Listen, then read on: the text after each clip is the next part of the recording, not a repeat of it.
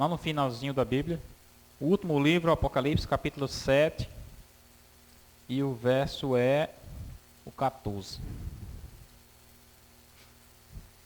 Apocalipse, capítulo 7, verso 14.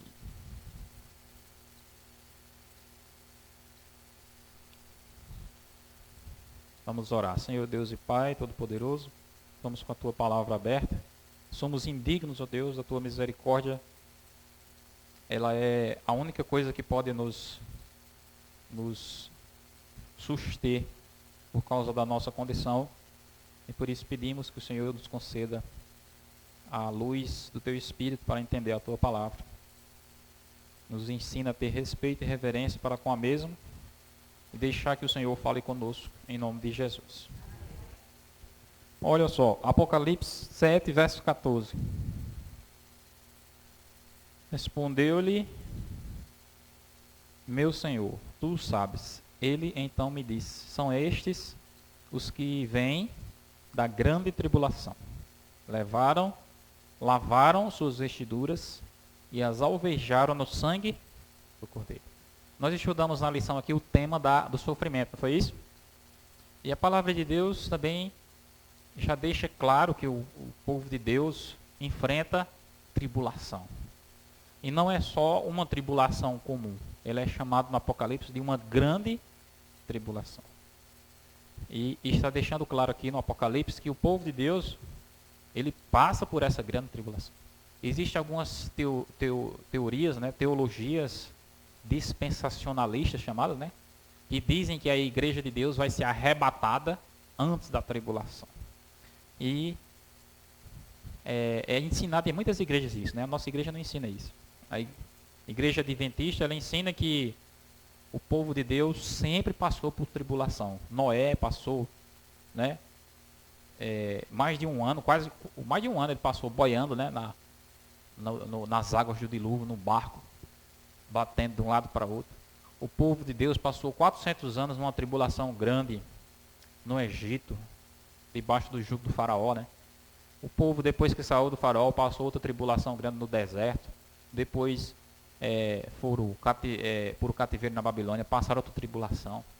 Na época de Jesus era uma tribulação grande também, debaixo do jugo romano. Então, em todas as épocas, o povo de Deus enfrentou tribulação. E Davi é claro, no Salmo 23, ele diz que, ainda que eu ande no vale da sombra da morte, não temerei mal algum. Em nenhum momento ele diz assim, eu jamais passarei pelo vale da sombra da morte. Está entendendo? Isso é o que a Bíblia ensina, que o povo de Deus, ele enfrenta lutas, tribulações, crises, mas que Deus está com ele ali. E não é diferente no tempo do fim. Diz aí que uma parte do povo de Deus, vamos dizer assim, os sobreviventes, né? Eles passam pela grande tribulação. E diz assim, eles lavaram e o quê? Alvejaram as suas vestes no sangue do Cordeiro. Quer dizer, existe muito aquela expressão usada, lavado no sangue de Jesus, não é assim? Todos nós precisamos ser lavados no sangue de Jesus. O que significa isso? Nós, por nós mesmos, não conseguimos. Nós não conseguimos porque nós somos pecadores, somos falhos, nós somos limitados. Ainda que a pouco a irmã falou ali, né? A gente muitas vezes pode não aguentar as coisas que vão vir no futuro. E de certa forma a gente não aguenta nada, né? Se formos parar para pensar mesmo, se botar a gente para andar muito, a gente começa a cansar, né? E a gente começa a ver aquela história do povo de Deus no passado, diz que passava tempos e tempos andando num deserto e disse que chegava num canto não tinha água e o povo reclamava. E será que se fosse a gente era diferente? Observem, a gente não aguenta nada. Se a gente for parar para pensar, a gente não aguenta nada. A única condição, a única possibilidade que eu e você temos de aguentar algo é se nós formos lavados pelo sangue do Cordeiro. E significa exatamente isso, Adilson. Isso daqui eu não sabia que eu poderia, e realmente você não poderia. Mas o sangue do Cordeiro lhe lavou e você conseguiu. Né? Eu entrei numa dívida que eu pensava que não tinha fim. E de repente o sangue do Cordeiro veio, né? E lavou tudo aquilo. Eu estava numa doença que eu pensava que eu não tinha cura, e o sangue do Cordeiro veio e curou. Eu entrei numa inflação, né? O mundo, né, está entrando, né?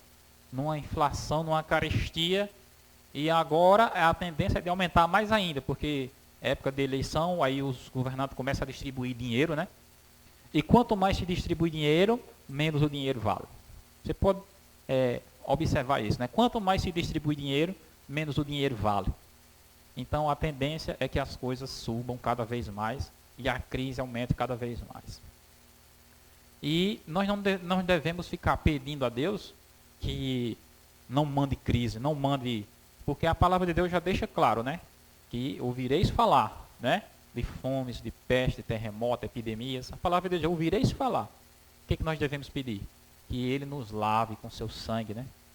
Que Ele nos limpe com o seu sangue, para que a gente enfrente com a força que vem dEle.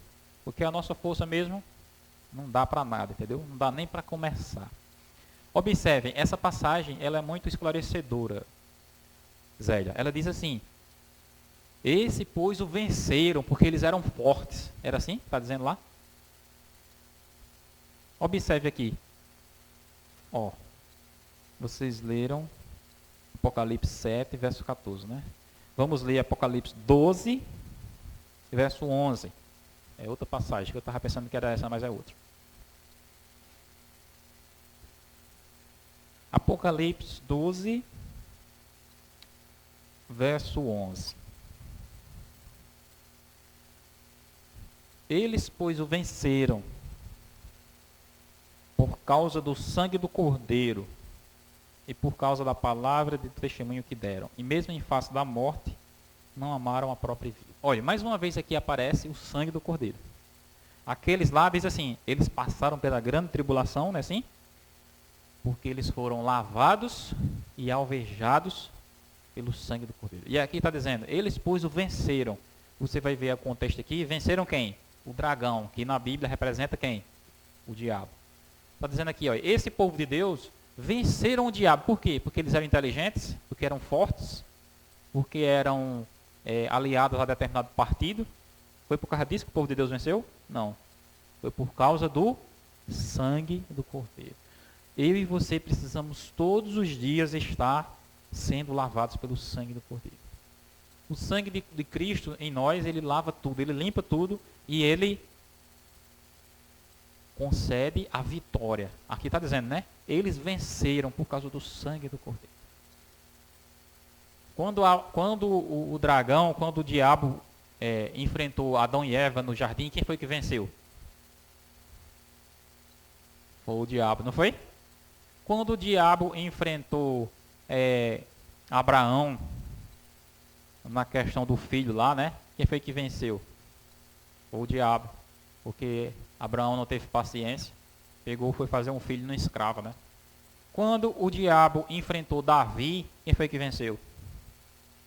O diabo. Davi adulterou, assassinou. Você está entendendo? O diabo ganhou a batalha contra ele. Quando o diabo enfrentou o rei Salomão, que era filho de Davi, quem foi que venceu? O diabo venceu de novo. Colocou 1000 mulheres na vida de Salomão que desviaram ele, né? Quando o diabo enfrentou Pedro no dia do julgamento de Cristo, quem foi que venceu? Foi Pedro ou foi o diabo? O diabo. Observe, irmãos, que dificilmente você encontra na Bíblia, dificilmente você encontra uma vitória do ser humano sobre o diabo. Dificilmente. Existem poucos casos de pessoas que você não escuta falar nada errado deles, que é Daniel, Samuel e Jó, né? Alguns poucos casos assim. Que você não escuta a Bíblia dizendo coisas erradas que eles fizeram, como Davi fez, né? Entendeu? Daniel era uma pessoa exemplar. No entanto, com certeza eram homens como nós, pecadores, né? E todas as batalhas que o ser humano travou contra o diabo ganhou. Então, a partir do momento que eu e você começarmos a pensar que você tem força, que você vai saber lidar com o inimigo, que você vai conseguir vencer determinada coisa, essa é a receita para a sua derrota. Mas toda vez que você se apoiar em Cristo e confiar nele, e você ser revestido pelo a justiça dele, né, assim, que é a mesma coisa de ser lavado pelo seu sangue, então é certo que a vitória será sua. Só que a vitória vai ser creditada a quem? A ele, porque ele foi que ele capacitou. E aí nós vemos o outro quadro, né? Do começo da Bíblia até o fim, você vê o diabo vencendo e derrotando os seres humanos. Mas do começo até o fim, você vê Cristo derrotando o diabo. Você sabe me dizer na Bíblia qual foi a parte em que o inimigo venceu Jesus? Qual foi a parte que o inimigo venceu Jesus na Bíblia? Não tem essa parte. Em nenhuma parte ele venceu Jesus. Amém, irmão?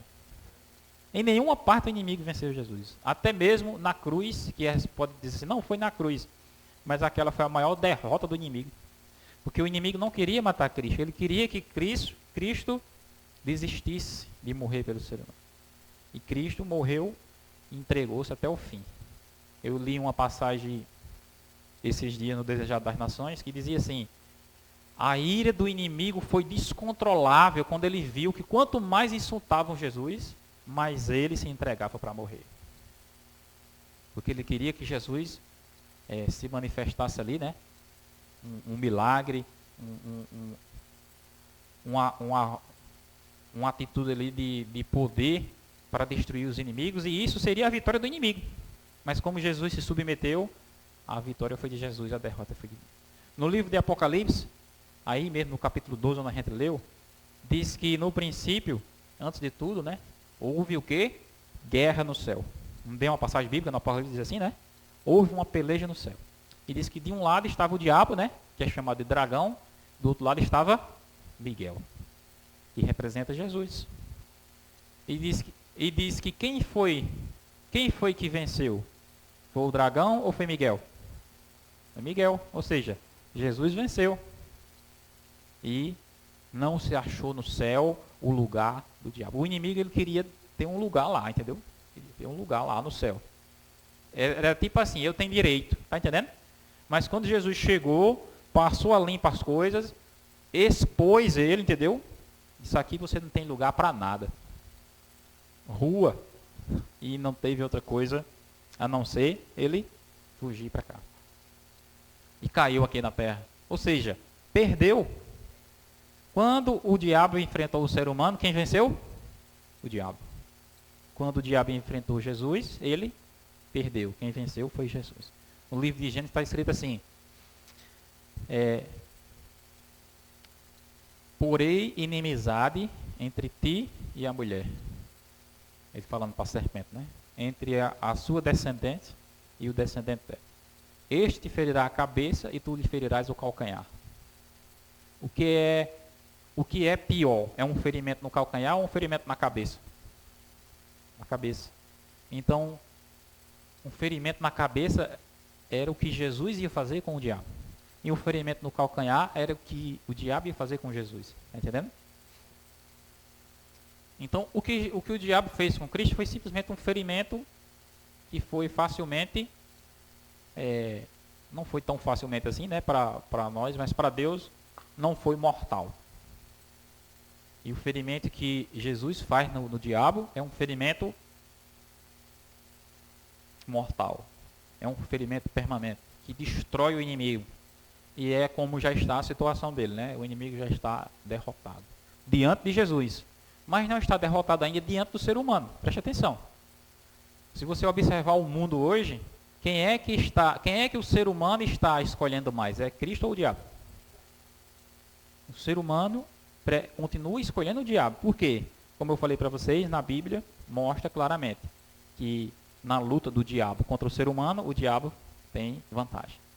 Mas na luta do diabo contra Cristo, Cristo tem vantagem. E então o inimigo enfrenta Cristo no deserto. Não é assim? Diz, olha, se tu és filho de Deus, transforma essas pedras em pães. E Jesus então começa a dizer a ele: nem só de pão viverá o homem, mas de toda palavra que sai da boca de Deus. Então o inimigo leva ele a um monte muito alto, né? e mostra a ele todos, manda pular lá de cima, né? Pula daqui. E na palavra está escrito que os anjos vão te sustentar. E Jesus então diz a ele: não tentarás o Senhor teu Deus. Eu não vou pular só para me exibir para você aqui. E então o inimigo lança a terceira tentação, que é mostrar todos os reinos do mundo, né? E a palavra de Deus diz assim: e a glória deles. Se você observar bem, o mundo tem coisa bonita, sim ou não? Tem muitas coisas bonitas. As cataratas do Niágara, a Torre Eiffel em Paris, né? A muralha da China, o Palácio do Kremlin em Moscou, aquele Taj Mahal na Índia, que é um palácio magnífico, né? São coisas grandiosas e bonitas, feitas pelo homem. E como nós sabemos, o homem, ele está constantemente caindo diante das tentações do inimigo. No entanto, o homem ainda faz coisas bonitas, né? Tem uma cidade muito bonita onde vai ser a Copa do Mundo agora, né? Lá nos Emirados, lá na Dubai. Eles fizeram uma cidade artificial lá no meio do mar. E vai fazer uma Copa do Mundo lá, né? Diz que os estádios da Copa do Mundo, todos os estádios vão ter ar-condicionado. Já imaginou um estádio daquele tamanho com ar-condicionado?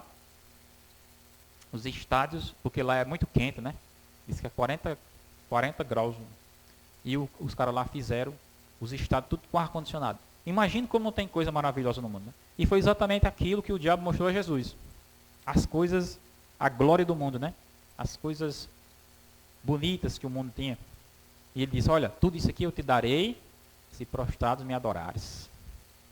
E Jesus então diz: vai de Satanás, porque está escrito: somente ao Senhor teu Deus adorarás, só a Ele darás culto. As tentações do inimigo, ali, elas focavam em duas coisas, né, que faziam muito Jesus sofrer, né? Que era usar o seu poder para benefício próprio e a tentação de fugir da cruz. Então, todas as tentações do inimigo giravam em torno disso, né?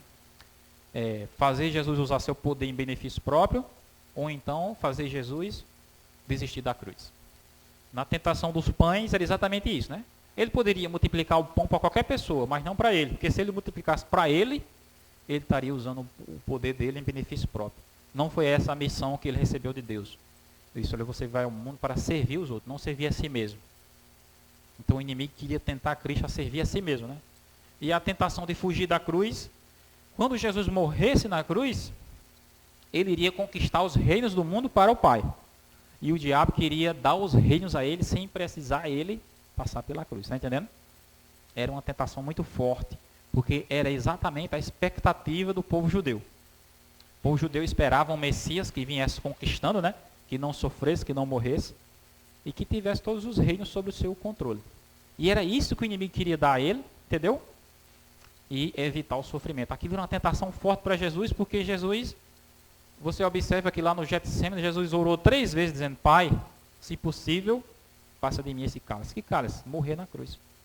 Porque aquilo era algo que separava Cristo do Pai e era algo extremamente angustiante para Jesus. O inimigo sabia disso e ele então ofereceu um atalho.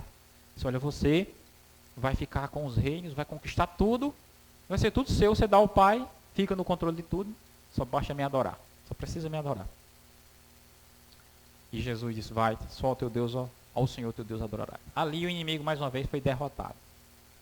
O inimigo foi derrotado no céu, o inimigo foi derrotado no deserto, da tentação, o inimigo foi derrotado na cruz, mas não foi derrotado por mim nem por você, porque nós não temos força para derrotar o inimigo. O inimigo, ele é infinitamente superior a mim e a você. Você tem que entender isso, né? A gente não pode ficar exaltando demais o inimigo, mas ao mesmo tempo a gente não pode rebaixar ele achando que a gente pode pisar nele como Jesus pisou. Você está entendendo? O inimigo, ele é invisível. Ele já existia antes da gente nascer. Ele já conheceu a face de Deus, porque ele vivia na presença de Deus no céu. Eu e você não temos a menor chance contra o inimigo. Se a gente for conversar com ele, a conversa dele enrola da gente, entendeu? Porque é muita inteligência que ele tem. Mas ele jamais pode vencer Cristo. Cristo é superior a ele. Entenda bem. Então, como é que eu devo enfrentar o inimigo? Se sujeitando. Tem até uma passagem bíblica que fala sobre isso, lá em Pedro, né? Ele diz assim: sujeitai-vos a Deus, resistir ao diabo, e ele fugirá de vós. Não é assim? Ele não diz assim: resista ao diabo. Não. Ele primeiro diz, sujeite-se a Deus. Entendeu? Porque quando você se sujeita a Deus, então você, aí tem aquela passagem lá de Efésios, né? Efésios 6, que Paulo diz assim, revestivos de toda a armadura de Deus. Entendeu? A armadura de Deus é exatamente essa, é quando você se cobre com o manto do Cordeiro, o sangue do Cordeiro. Todas as vezes que o inimigo chegou de frente de Jesus, ele perdia. Entendeu? Toda vez que o inimigo chega perto de você, ele vence. Mas toda vez que ele chega perto de você e você está revestido da armadura do Cordeiro, o que acontece? Isso, aqui é a pessoa que não dá para mim. E sai. Você está entendendo? Ele não vence porque você pode, ele vence porque você está revestido. Por isso que está aí esses dois versículos que a gente leu, né? Eles venceram por causa do sangue do Cordeiro e do testemunho que deram. Naquele outro versículo diz lá, eles lavaram e alvejaram as suas vestes no sangue do Cordeiro. E por isso tiveram capacidade de passar pela grande tribulação. A gente escuta falar na Bíblia, né, olha, Paulo mesmo, a gente viu a história de Paulo aí, né? Paulo, 5 vezes foi açoitado, não é assim? Totalizando 5 vezes 39 dá, a gente fez as contas. É muito, né? É muito açoito, mais de 100 açoites durante o seu ministério. Foi 3 vezes, foi? Foi 5 vezes, não? Foi 3. Eu acho que foi 5 vezes, é das 105 vezes, né? Foi açoitado. Aí diz que 3 vezes foi submetido a naufrágio, né? Estava no navio, o navio afundava, ficava boiando, passava um dia e a noite boiando. Outra vez foi apedrejado, outra vez foi agredido com varas. Aí sem contar os perigos que eles passavam, né? Entre os seus próprios patrícios. E teve um dia lá que Paulo e Silas, né? Sofreram uma surra grande e foram amarrados num tronco, né? Numa prisão. E disse que o sangue escorrendo das costas, né? E eles amarrados naquele tronco assim. Aí disse que meia-noite eles começaram a cantar, não foi? E disse que deu um terremoto e disse que as portas das prisões se abriram. E você fica pensando assim, eu faço essa pergunta a você, né? Você teria capacidade de aguentar isso? Apanhar e ficar cantando meia-noite dentro de uma prisão? Nenhum de nós temos. E Paulo tinha também? Também não tinha. Observe, foi o sangue de Jesus que habilitou eles aqui. Você está entendendo? Eles foram lavados e alvejados pelo sangue do Cordeiro. Quando eles estavam ali, o sofrimento para nós, ele é repulsivo. Quando alguém chega para vocês, olha, vá para ali, para tal lugar, e ali vão bater em você, e vão lhe agredir, e vão rasgar sua roupa. Aí você vai? Não vai. Ou seja, automaticamente a nossa natureza diz, pô, eu não vou mais nem para lá. Eu não chego nem perto, né? Mas os discípulos, eles pensavam assim, não, eu estou sofrendo pelo nome de Jesus. E se eu estou sofrendo pelo nome de Jesus, então eu tenho que me alegrar. É uma honra. Entendeu? E isso só era possível por causa do sangue do Cordeiro. Da mesma maneira, irmãos, será e é em nossos dias. Você está entendendo? Nós precisamos a cada dia ser lavados por esse sangue. Ser capacitados com essa graça para que possamos resistir a tudo que o mundo apresenta. Nós estamos ouvindo falar de cada vez coisas piores acontecendo no mundo, né? Doenças aparecendo, crise, inflação, pessoas já passando fome em vários lugares, partidos políticos que estão tomando a dianteira em várias nações aí, que estão com a política de escravizar as pessoas. E eu e você, na nossa força, podemos fazer o que diante disso? Nada. A gente está simplesmente ali como espectadores, entendeu? E nós não podemos nada fazer, impedir que uma doença chegue em determinado lugar, impedir que uma crise chegue em determinado lugar. Nós só podemos estar ali no meio do combate e na nossa força nós não temos capacidade para resistir. Mas na força de Cristo, você está entendendo? Cristo nunca perdeu uma batalha. No livro de Daniel, capítulo 12, tem um versículo que diz assim: nesse tempo haverá um tempo de angústia, qual nunca houve, desde que houve nação até aquele tempo.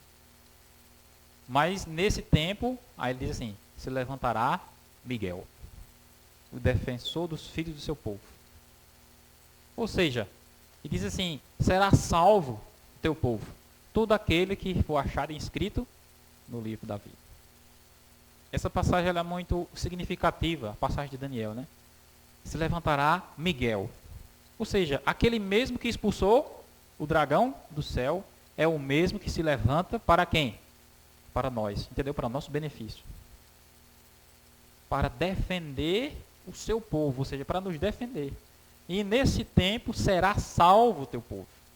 A passagem bíblica é muito clara. Em nenhum momento a palavra de Deus diz assim: e nesse tempo o teu povo se salvará. E nesse tempo o teu povo é inteligente e vai conseguir se desvencilhar de tudo isso. Não. A salvação é algo externo a nós. Entenda bem. A salvação do tempo do fim, assim como foi em toda a história, é algo que é provida por Deus. Miguel, Jesus, vem e socorre o seu povo. E tira o seu povo das garras da besta. Porque é exatamente a besta que atua no tempo do fim. Marcando as pessoas, né? Escravizando, controlando, enchendo as pessoas de proibições. Se você quiser ser fiel a Deus, aí é que você sofre proibições. E você fica sem ter como reagir diante daquilo, sem ter como se defender. Mas aí Deus envia o quê? Miguel, para salvar a mim e a você. E o que é que eu e você precisamos fazer? Simplesmente, irmãos, seguir as instruções dele, não é isso? E confiar nele. Confiar que ele vem lhe salvar e vai lhe atender e lhe socorrer. Através do sangue do Cordeiro é que nós somos salvos. É isso que a palavra de Deus ensina, que ela nos mostra. Bom seria que nós não passássemos tribulação e sofrimento, né? Infelizmente, por causa do pecado, o sofrimento é parte da nossa rotina diária. O sofrimento, muitas vezes, ele é agente, instrumento de Deus para nos transformar, né? Para nos corrigir. Assim foi na vida de José, na vida de Daniel, na vida de Jesus. A passagem bíblica que a gente leu na lição diz que o Senhor agradou-se de fazer Jesus sofrer. Não porque Deus se agradasse do sofrimento, porque ele sabia que o sofrimento de Jesus ia trazer salvação para muitas pessoas. E que nós, irmãos, venhamos nos colocar nas mãos de Deus para que venhamos ser também, né, lavados e alvejados no sangue do Cordeiro. Amém? Com esse pensamento nós vamos nos ajoelhar agora e vamos orar.